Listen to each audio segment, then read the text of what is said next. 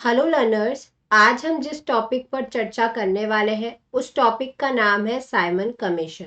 इस वीडियो के अंतर्गत मैं आपको साइमन कमीशन के बारे में डिटेल में बताऊंगी। साइमन कमीशन था क्या, साइमन कमीशन के विभिन्न प्रावधान जो थे वह क्या क्या थे, जब ये भारत आया तो भारत में इसका विरोध क्यों किया गया, कांग्रेस की क्या भूमिका रही। साथ ही साथ हम ये भी जानेंगे कि साइमन कमीशन द्वारा क्या क्या सिफारिशें जो हैं वो प्रस्तुत की गई, और अंत में जानेंगे कि साइमन कमीशन के विरोध का जो है वो क्या प्रभाव रहा। तो चलिए वीडियो को शुरू करते हैं। साइमन कमीशन और साइमन कमीशन के विरोध में संघर्ष। 1919 के एक्ट के अनुसार एक्ट के पारित होने के 10 वर्ष बाद रॉयल कमीशन के गठन का प्रावधान था, जिसे सरकार के काम की जांच का दायित्व सौंपा गया था। देखिए भाई, जो भारत शासन अधिनियम था 1919 का, जिसे मॉन्टेग्यू चेम्सफोर्ड सुधार भी कहा जाता है, इस एक्ट के अनुसार क्या हुआ था कि भाई एक्ट जब पारित हो जाएगा तो उसके 10 वर्ष बाद एक रॉयल कमीशन का गठन होना था, जो कि क्या करे, सरकार के काम की जो है वो जांच करे। लेकिन हुआ क्या भाई, ये जो कमीशन था भारत शासन अधिनियम 1919 का, भाई ये जो अधिनियम था ये लागू हुआ था 1921 में। और साइमन कमीशन का गठन कब कर दिया गया भाई, तो साइमन कमीशन का जो गठन कर दिया गया वह 1927 में ही जो है वो कर दिया गया। डिसाइड क्या हुआ था कि भाई 10 वर्ष बाद जो है वो रॉयल कमीशन का गठन होगा, जो कि क्या करेगा, सरकार के काम की जांच करेगा। लेकिन भाई समय से पहले ही जो है वो इसका गठन कर दिया गया। इस एक्ट के पीछे यह भी सिद्धांत था कि भाई संवैधानिक विकास धीरे धीरे जो है वो होना चाहिए, लेकिन इस दृष्टिकोण में कई खामियां थी। एक अस्थायी संविधान होने के नाते इसको सफल बनाने में लोगों की अधिक दिलचस्पी नहीं हो सकती थी, और जो लोग इससे असंतुष्ट थे उन्होंने इसे अव्यवहारिक साबित करने की पूरी कोशिश की। सबसे महत्वपूर्ण बात यह थी कि किसी संविधान की जीवंतता और व्यवहारिकता को परखने के लिए 10 साल की अवधि बहुत कम होती है। तो भाई विभिन्न लोगों द्वारा ये बताया गया कि भाई ये जो 10 साल की अवधि है ये जो है वो काफी कम है, क्योंकि भाई क्या करना है, आपको संविधान की जीवंतता को जानना है। तो भाई काफी लोग जो थे वैसे असंतुष्ट हुए। लेकिन हुआ क्या, नवंबर 1927 में भारत के राज्य सचिव थे, नाम था उनका लॉर्ड बिरकेनहेड। इन्होंने एक कमीशन के गठन की घोषणा कर दी, और इस कमीशन के जो अध्यक्ष थे वह थे सर जॉन साइमन। अब ये कमीशन के क्या क्या उद्देश्य थे वह हम जान लेते हैं। पहला उद्देश्य था प्रांतीय सरकारों के कार्यों की जांच करना। दूसरा उद्देश्य बताने से पहले छोटी सी इंपॉर्टेंट इंफॉर्मेशन सुन लीजिए भाई। वाई एन अकेडमी, क्योंकि यहाँ पर वाइडेस्ट चॉइस आपको मिलती है एजुकेटर्स की, flexibility to change courses, unlimited views on lectures, dedicated doubt solving session, printed comprehensive notes, end-to-end preparation, live mentorship, daily answer writing practice for mains। अगर हम result की बात करें तो 2020 में 170 प्लस टॉपर्स, 2021 में 197 टॉपर्स जो हैं वो सेलेक्ट हुए हैं, जिसमें AIR 3, 4 और 5 यानी कि टॉप रैंकर्स भी जो हैं वो शामिल हैं। अगर आपका कोई क्वेश्चन है तो आप इस नंबर पे कॉल करके पूछ सकते हैं। भाई ये बड़ा ही अच्छा ऑफर चल रहा है, UPSC iconic week offer.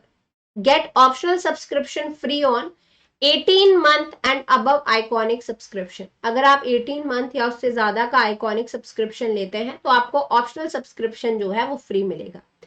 What you get, duration 18 month, iconic GS subscription 85,410 rupees, complimentary optional subscription worth free 20 GS books free.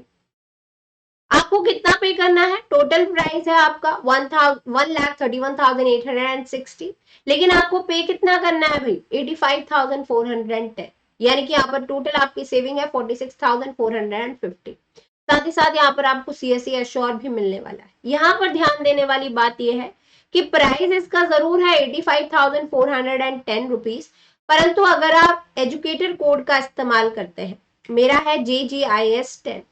इस कोड का इस्तेमाल कर आपको सब्सक्रिप्शन पे 10% का ऑफ मिल जाएगा। ये जो वैलिड है ये 21 जनवरी तक जो है वो वैलिड है। बाकी अगर आपकी कोई क्वेरी है तो इस नंबर पे कॉल करके आप पूछ सकते हैं। तो भाई हमने पहला जो है वह उद्देश्य जान लिया। दूसरा उद्देश्य था कि प्रतिनिधि संस्थाओं की कार्यप्रणाली की समीक्षा जो है वो की जाए, यानी कि जो जांच है वह की जाए कि भाई किस प्रकार से जो है ये कार्य कर रही है। भविष्य में उत्तरदायी सरकार की स्थापना में जो प्रगति हुई हो उसकी रूपरेखा जो है वो तैयार की जाए। तो भाई ये सभी जो थे वह उद्देश्य थे। जैसा कि मैंने आपको शुरुआत में बताया कि भाई जो भारत शासन अधिनियम था 1919 का, वह 2 वर्ष पश्चात यानी कि 1921 में लागू किया गया था। अतः जो डिसाइड किया गया था कि भाई गठन जो है वो 10 वर्षों बाद किया जाएगा, तो इसका मतलब क्या हुआ, गठन होना था 1931 में, तो इसकी समीक्षा के लिए शर्तानुसार कमीशन का गठन होना था 1931 में। लेकिन हुआ क्या, 1927 में ही जो है वो इसका गठन कर दिया गया। और 1927 में इसका गठन किया गया था सर जॉन साइमन की अध्यक्षता में। क्योंकि सर जॉन साइमन इसके अध्यक्ष थे, इसी वजह से इस कमीशन का नाम पड़ा साइमन कमीशन। अब भाई कमीशन का गठन तो कर दिया गया, तो अब भाई रीजन भी बताना पड़ेगा कि भाई क्यों इसका गठन समय से पहले कर दिया गया।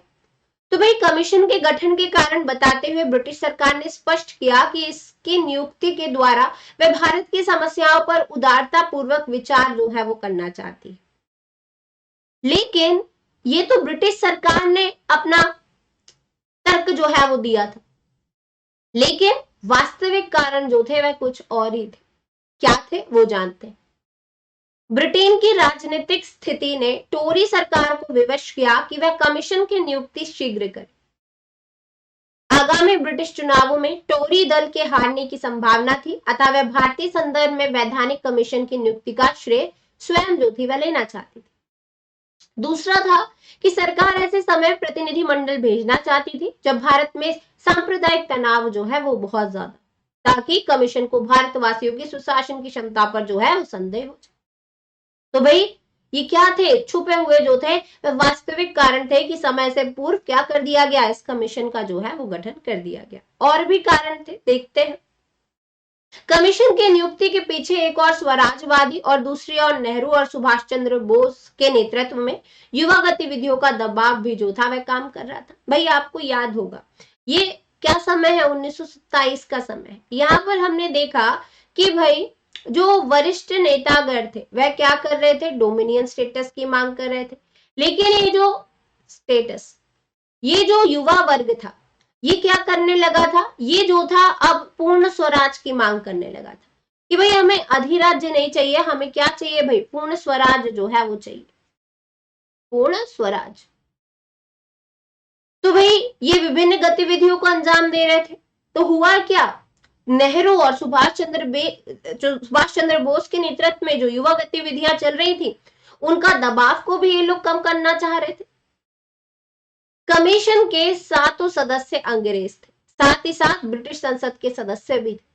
भारत में इस कमीशन के विरोध का सर्व प्रमुख कारण यही था। भाई देखिए, एक्चुअल में इन्होंने कमीशन तो गठित कर दिया, लेकिन हुआ क्या, इस कमीशन में 7 सदस्य थे और सातों के सातों सदस्य कौन थे भाई, अंग्रेज थे। इसी वजह से इसे श्वेत कमीशन के नाम से भी जो है वो जाना जाता है। ठीक है, श्वेत कमीशन के नाम से, क्योंकि सब कौन थे भाई, अंग्रेज थे। साथ ही साथ यही मेन रीजन था, जब साइमन कमीशन भारत आया था 1928 में, तो भारत में जोरदार विरोध जो है वो इसका देखा गया। साइमन गो बैक, साइमन वापस जाओ के नारे जो थे वह लगाए गए थे। अभी हम आपको बताएंगे डिटेल में। तो भाई इसमें क्या थे, सारे के सारे सदस्य अंग्रेज थे जो कि ब्रिटिश संसद के सदस्य भी थे। तो मेन रीजन यही था भारत में कमीशन का विरोध करने का। अगर हम बात करें तो देखो साफ साफ नजर आ रहा था कि एक भी सदस्य भारतीय नहीं, तो भारतीय क्या कर रहे थे, विरोध कर रहे थे। तो अब ब्रिटिश सरकार को भी तो जो है वो अपना पक्ष रखना पड़ेगा कि भाई आपने एक भी भारतीय को क्यों शामिल नहीं किया कमीशन में। तो ब्रिटिश सरकार ने देखो क्या कहा, तो ब्रिटिश सरकार के अनुसार कमीशन में किसी भारतीय को शामिल ना किए जाने का कारण निम्नलिखित है। चूंकि कमीशन को अपना प्रतिवेदन यानी कि जो रिपोर्ट थी वह ब्रिटिश संसद के समक्ष प्रस्तुत करनी थी, इसलिए कमीशन में केवल अंग्रेज सदस्यों को नियुक्त करना उचित समझा गया। हालांकि उस समय लॉर्ड सिन्हा और सकलातवाला जैसे भारतीय सदस्य भी ब्रिटिश संसद में थे। देखिए भाई, अब ब्रिटिश सरकार के अनुसार उन्होंने बोल दिया कि भाई चूंकि जो रिपोर्ट प्रस्तुत करनी है कमीशन को, वह प्रस्तुत करनी है ब्रिटिश संसद के सम्मुख। इसी वजह से उन्होंने क्या किया, अंग्रेज सदस्यों को नियुक्त करना उचित समझा। लेकिन यहां पर एक बात देखने वाली, क्या कि भाई ऐसे भी कुछ भारतीय थे जो कि उस समय ब्रिटिश संसद का हिस्सा थे, आपने उन्हें क्यों नहीं नियुक्त किया?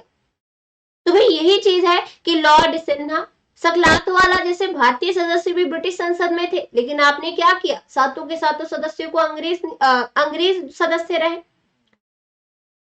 अंग्रेज सरकार ने घोषित किया कि चूंकि संवैधानिक सुधार के मामलों में भारतवासियों में मैतज्ञ नहीं है, इसलिए किसी भारतीय को इसका सदस्य बनना संभव नहीं। परंतु वास्तव में बिर्केनहेड को भय था कि ऐसे मिश्रित कमीशन में भारतीय और ब्रिटिश लेबर प्रतिनिधियों के मध्य गठबंधन जो है वो हो सकता है। साथ ही साथ इरविन ने भी घोषणा की कि भारतीयों को कमीशन की सदस्यता से इसलिए वंचित किया गया है क्योंकि वह संसद के सम्मुख शासन करने की अपनी क्षमता का सही चित्र नहीं प्रस्तुत कर सके। उनका मूल्यांकन निष्पक्ष जो है वो नहीं रहेगा। कमीशन में 2 बार, कब, फरवरी मार्च 1928, अक्टूबर 1928 में भारत का जो है वो दौरा किया। हर बार उसे बहिष्कार का जो है वो सामना करना पड़ा। कमीशन ने काफी व्यापक दौरे के बाद एक रिपोर्ट जो है वो तैयार की, जो कि कब प्रकाशित की गई, 1929 में। इसमें केंद्र में उत्तरदायी सरकार और द्वैध शासन की स्थापना के बारे में कोई सुझाव नहीं दिया गया। अब भारतीय क्या कर रहे थे भाई, उत्तरदायी सरकार की स्थापना के बारे में मांग कर रहे थे। लेकिन हुआ क्या, जब इसने रिपोर्ट अपनी प्रस्तुत की तो उसमें केंद्र में उत्तरदायी सरकार या द्वैध शासन की स्थापना के बारे में कोई सुझाव नहीं दिया गया। अब क्या क्या इसने सिफारिशें की, क्या क्या अपनी संस्तुतियां दी, उनको जो है वो जान लेते हैं। पहली, पृथक निर्वाचन क्षेत्रों को सुरक्षित रखा गया। दलित वर्गों के लिए भी सीटों का आरक्षण का प्रस्ताव जो है वो रखा गया। देखिए भाई हुआ क्या, जो पृथक निर्वाचन क्षेत्र थे उन्हें सुरक्षित रखने की बात इन्होंने की, और साथ ही साथ इन्होंने दलित वर्गों के लिए भी सीटों के आरक्षण का प्रस्ताव रखा। साथ ही साथ इसने यह भी कहा कि भाई प्रांतों में द्वैध शासन को समाप्त कर दिया जाना चाहिए। साथ ही साथ एक उत्तरदायी एकात्मक सरकार स्थापित करनी जो है वो चाहिए। इसने केंद्र के बारे में कहा कि भारत की भिन्नता को देखते हुए या संघीय व्यवस्था को ही जो है वो लागू किया जाना चाहिए। अगर हम भविष्य में बात करें तो ब्रिटिश भारत और रियासतों को एक संघीय संस्था के रूप में विद्यमान एक तरीके से हो स्थापित होना चाहिए, लेकिन ब्रिटिश प्रभुसत्ता का प्रावधान जो है वो बने रहना चाहिए, जिसमें कौन सर्वोच्च सत्ता का प्रतिनिधि हो भाई, वायसराय। प्रांतीय क्षेत्रों में कानून तथा व्यवस्था सहित सभी क्षेत्रों में उत्तरदायी सरकार गठित जो है वो की जानी चाहिए। यानी कि जो प्रांतीय क्षेत्र है वहां पे कानून तथा व्यवस्था सहित क्या होना चाहिए, उत्तरदायी सरकार गठित होनी चाहिए। केंद्र में उत्तरदायी सरकार का गठन ना किया जाए क्योंकि इसके लिए अभी उचित समय जो है वो नहीं आया है। तो भाई देखिए, इन्होंने केंद्र में उत्तरदायी सरकार की जो स्थापना थी उस संबंध में कोई सुझाव नहीं दिया और ये कहा कि भाई अभी जो है वो गठन नहीं किया जाना चाहिए क्योंकि अभी ये सही समय जो है वह नहीं आया है। अब देखिए भाई, जब ये विभिन्न संस्तुतियां दी गई तो व्यापक प्रतिक्रिया जो है वो भारत में देखने को मिली। जिस आयोग को भारत का राजनीतिक भविष्य तय करना था उसमें एक भी भारतीय को शामिल नहीं किया गया। ये भारत के लिए काफी अपमानजनक था। यहाँ तक कि नरम दल के व्यक्तियों ने भी इसका जो है वो स्पष्ट विरोध किया। इस आयोग के बहिष्कार का आह्वान किया गया जिसका लिबरल फेडरेशन ने भी समर्थन किया। इसका नेतृत्व तेज बहादुर सप्रू ने किया। इसके साथ ही भारतीय औद्योगिक तथा वाणिज्यिक केंद्र एवं हिंदू महासभा भी इसमें जो है वो शामिल थी। अब भाई देखिए, जब कमीशन भारत आया तो हमने देखा कि काफी विरोध जो है वो इसका चल रहा है ना। जितनी भी अधिकतर पार्टियां थी वो क्या कर रही थी, इसका विरोध कर रही थी। विभिन्न नेतृत्वकर्ता जो है वो सामने आ रहे थे। तो हमने देखा कि भाई जो तेज बहादुर सप्रू थे उन्होंने एक आयोग के बहिष्कार का आह्वान किया जिसका लिबरल फेडरेशन ने भी समर्थन किया। नेतृत्व तेज बहादुर सप्रू ने किया था। हिंदू महासभा भी इसमें शामिल थी। कांग्रेस भी शामिल थी। मुस्लिम लीग में हालांकि मतभेद बना रहा, परंतु अगर हम बात करें मोहम्मद अली जिन्ना की, तो उनके समर्थन के कारण लीग ने भी क्या किया भाई, इसमें समर्थन दिया अपना।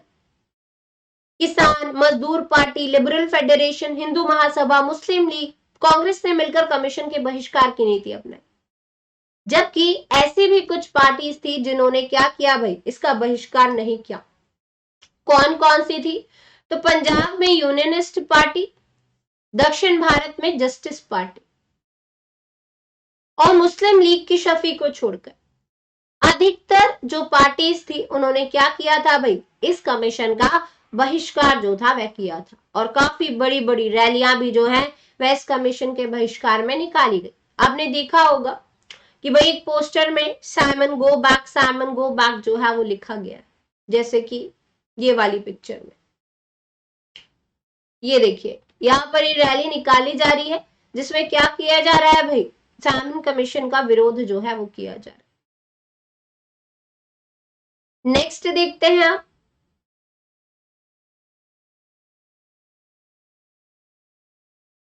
अब हम देखते हैं कि भाई कांग्रेस की भूमिका जो है वो क्या रही। कांग्रेस उस समय मुख्य संगठन था, तो इसने क्या भूमिका जो है वह अपनी दी इस कमीशन के विरोध में। देखिए, भारतीय राष्ट्रीय कांग्रेस वह संगठन था जिसने जन आंदोलन का रूप इसे जो है वो दिया। कहने का अभिप्राय यह है कि कांग्रेस के विभिन्न जो नेता थे वह क्या हुए भाई, रैलियों में शामिल।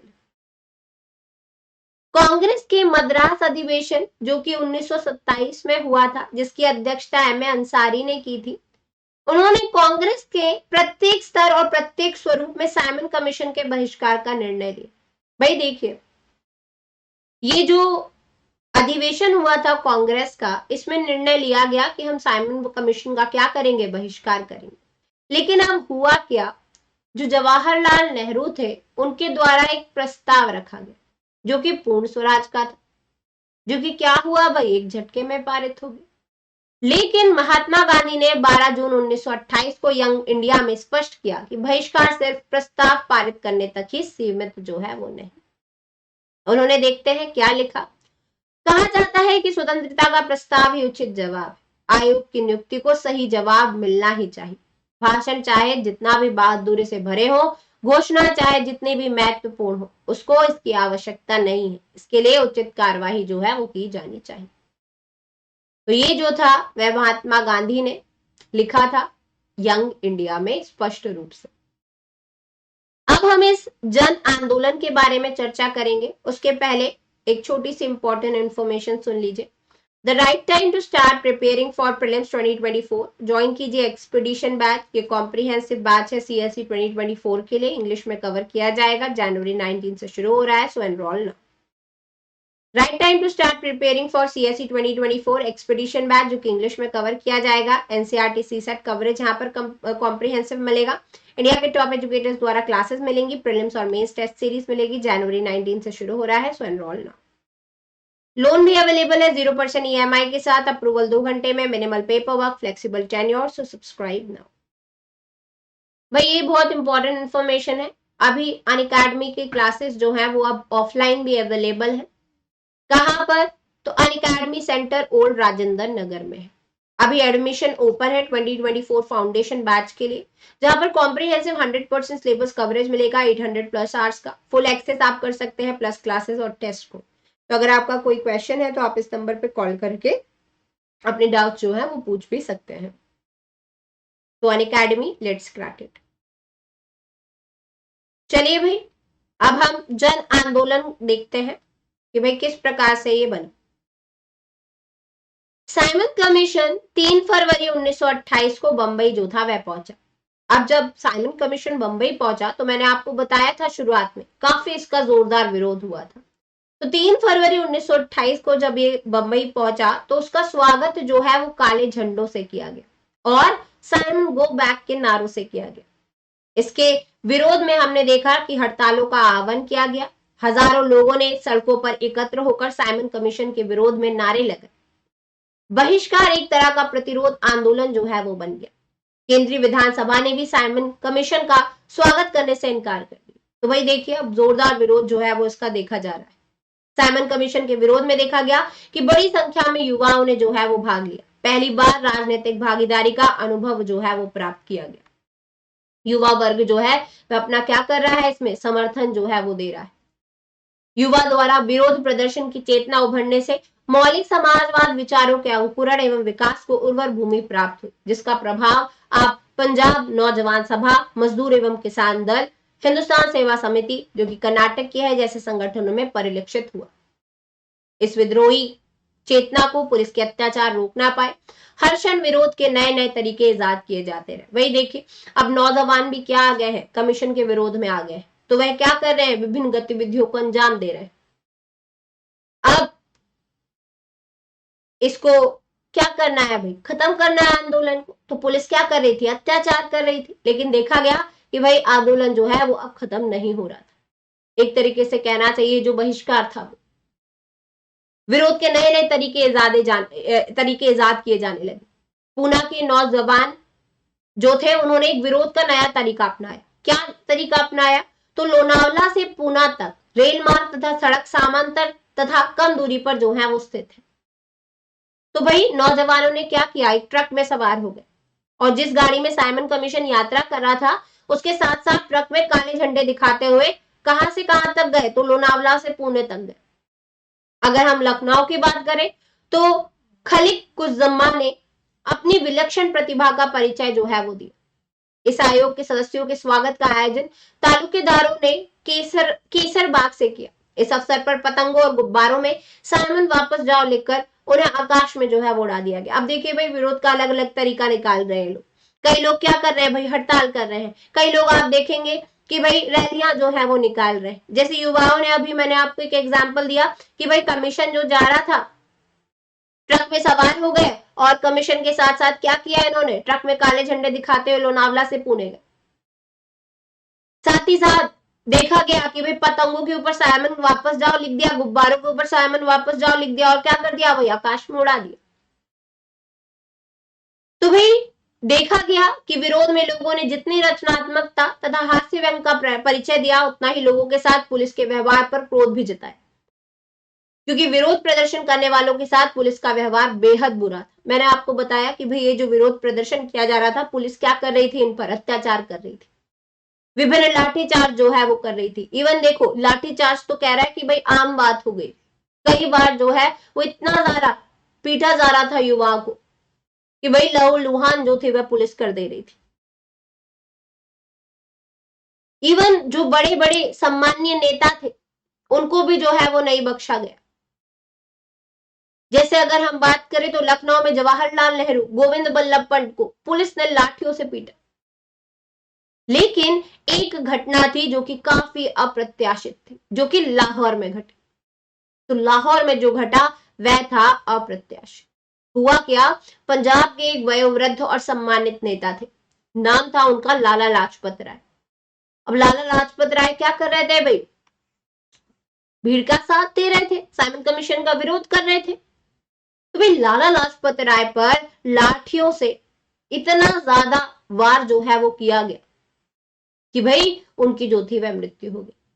आपको याद होगा सैंडर्स ने क्या किया था भाई, लाठीचार्ज के आदेश दिए थे। तो इस भीड़ में जो लाला लाजपत राय थे उनकी छाती पर लाठियों से बारंबार प्रहार किया, जिससे क्या हो गई, उनकी मृत्यु हो गई। लेकिन उन्होंने मरते दम तक जो है उस आयोग का विरोध किया और क्या कहा उन्होंने कि मेरे शरीर पर पड़ी एक एक लाठी ब्रिटिश सरकार के ताबूत में एक एक कील का जो है वो काम करेगी। अब हम देखते हैं साइमन कमीशन के विरोध का प्रभाव। अब भाई इतना ज्यादा विरोध हुआ, इसका प्रभाव जो है वो क्या रहा। चलिए अगर हम बात करें भारतीय राजनीति में तो साइमन कमीशन की नियुक्ति के विरोध का प्रभाव मुख्यतः दो रूपों में जो है वो देखा जा सकता है। इसने मौलिक राष्ट्रवादी ताकतों को जो पूर्ण स्वराज के साथ समाजवादी आधार पर सामाजिक आर्थिक सुधारों की मांग कर रही थी उन्हें उत्तेजित कर दिया। लॉर्ड बिरकनहेड के सर्वसम्मति से संविधान का निर्माण करके दिखाने की चुनौती का मुंह तोड़ जवाब दिया। भारतीयों की इस अवसर पर असाधारण एकता प्रदर्शित हुई। कमीशन के विरुद्ध जन असंतोष से इस भावना को अभिव्यक्ति मिली। भारत का भावी संविधान स्वयं जनता द्वारा ही बनाया जाना चाहिए। नौजवानों की पीढ़ी को साइमन कमीशन में बहिष्कार के कारण राजनीतिक कार्रवाई का आरंभिक अनुभव हुआ। भाई अब देखिए, नौजवान भी जो थे वे बढ़ चढ़ कर हिस्सा ले रहे थे, तो उनको क्या हुआ भाई, राजनीतिक कार्रवाई का एक तरीके से अनुभव हुआ कि भाई किस प्रकार से कार्रवाई जो है वो होती है, क्योंकि भाई नौजवानों की इस विरोध में काफी सक्रिय भूमिका रही। इसी कारण आंदोलन में कुछ अधिक जुझारूपन का आभास हुआ। 1927 में ही समूचे देश में नौजवानों के आंदोलन में अपना आकार लेना जो था वह आरंभ कर दिया था। लेकिन साइमन कमीशन के बहिष्कार के कारण एकाएक नौजवानों के संगठन और संघ बनने लगे। भाई देखिए, ऐसा नहीं था कि जो नौजवान थे वो केवल इसी आंदोलन में जो है वो साथ है, नहीं, पहले भी वो क्या थे, एक तरीके से विभिन्न गतिविधियों में जो आंदोलन हो रहे थे उसमें साथ दे रहे थे। लेकिन जब साइमन कमीशन का बहिष्कार किया गया तो देखने को मिला कि इस टाइम पर नौजवानों के काफी संगठन और संघ जो है वो बनने लगे। आंदोलन की इस नई लहर में नौजवान तथा छात्रों के बीच जवाहरलाल नेहरू और सुभाष चंद्र बोस नेता के रूप में उभरे। इन्होंने समूचे देश का दौरा किया, हजारों नौजवान सभाओं को संबोधित किया, असंख्य बैठकों की जो है वो अध्यक्षता की। तो भाई देखिए, ये जो लहर चल रही थी इसमें हमने देखा कि भाई जवाहरलाल नेहरू और सुभाष चंद्र बोस जैसे नेता जो है वो उभर कर सामने आए। इन्होंने समूचे देश का दौरा किया, हजारों नौजवानों को सभाओं के माध्यम से संबोधित किया, काफी बैठकें आयोजित जो है वो करवाई, जिनकी अध्यक्षता इन्होंने ही की। समाजवाद के लिए एक नए क्रांतिकारी विचारों के अंकुरण तथा प्रसार के लिए एक आंदोलन के अनुकूल माहौल जो है वो तैयार किया गया। ये विचार भारत में हाल के वर्षों में आने शुरू हो गए थे। 1927 में जवाहरलाल नेहरू जो थे वे यूरोप की यात्रा करके लौटे थे। साथ ही साथ वे ब्रुसेल्स में आयोजित साम्राज्यवाद विरोधी बैठक में भारतीय राष्ट्रीय कांग्रेस का प्रतिनिधित्व करने के लिए भी जो थे वह गए थे। लौटते समय हमने देखा कि सोवियत रूस भी वे गए और समाजवाद से व्यापक रूप से प्रभावित हुए। उन्होंने अपनी यात्रा के दौरान ज्यादातर स्थानों पर नौजवानों को ही संबोधित किया। नेहरू और सुभाष चंद्र बोस जैसे नेता थे, इनके विचारों के साथ साथ अलग अलग स्थानों पर कई छोटे बड़े संगठनों के विचारों में भी समाजवादी दृष्टिकोण का सम्मेलन जो है वो हुआ। नौजवान भारत सभा, वर्कर्स एंड पीजेंट्स पार्टी जैसे संगठन इसके उदाहरण हैं। इन सभी ने किसानों और मजदूरों के संघर्षों को अपना पूर्ण समर्थन प्रदान किया और वक्त आने पर उनके पक्ष में संघर्ष करने से कभी भी नहीं चूके। तो भाई ये जो साइमन कमीशन का विरोध का प्रभाव हमें देखने को मिला, यह भी जो है वो काफी महत्वपूर्ण रहा है। तो यही था हमारा आज का वीडियो। आई होप आपको ये वीडियो अच्छा लगा हो। मिलते हैं नेक्स्ट वीडियो में। Thank you so much.